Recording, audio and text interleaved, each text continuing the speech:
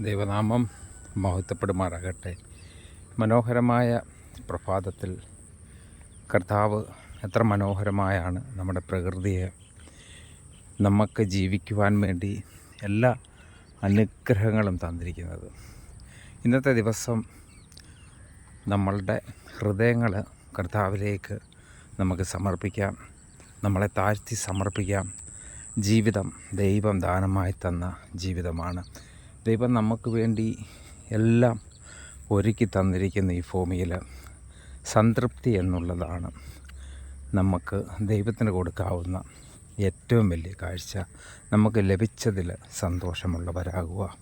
നമുക്ക് ലഭിച്ച ആരോഗ്യവും ആയുസ്സും കുടുംബജീവിതവും അതുപോലെ തന്നെ നമുക്കുള്ള എല്ലാറ്റിനെയും ഓർത്ത് സർവശക്തനായ പ്രപഞ്ച സൃഷ്ടാവിന് നമുക്ക് നന്ദി കരയറ്റാം. കർത്താവായ യേശു ക്രിസ്തുവിലൂടെ ദൈവം നമ്മെ വീണ്ടെടുത്തതിനായി ദൈവത്തിന് നന്ദി പറയാം. ഇന്നത്തെ ദിവസം കർത്താവ് നമ്മളെ എല്ലാവരെയും അനുഗ്രഹിക്കട്ടെ, ആശീർവദിക്കട്ടെ. സങ്കീർത്തനങ്ങൾ 24-ാം അധ്യായത്തിൻ്റെ 1-ാമത്തെ വാക്യം: ഭൂമിയും അതിൻ്റെ പൂർണ്ണതയും ഭൂതലവും അതിൻ്റെ നിവാസികളും ദൈവത്തിനുള്ളതാകുന്നു.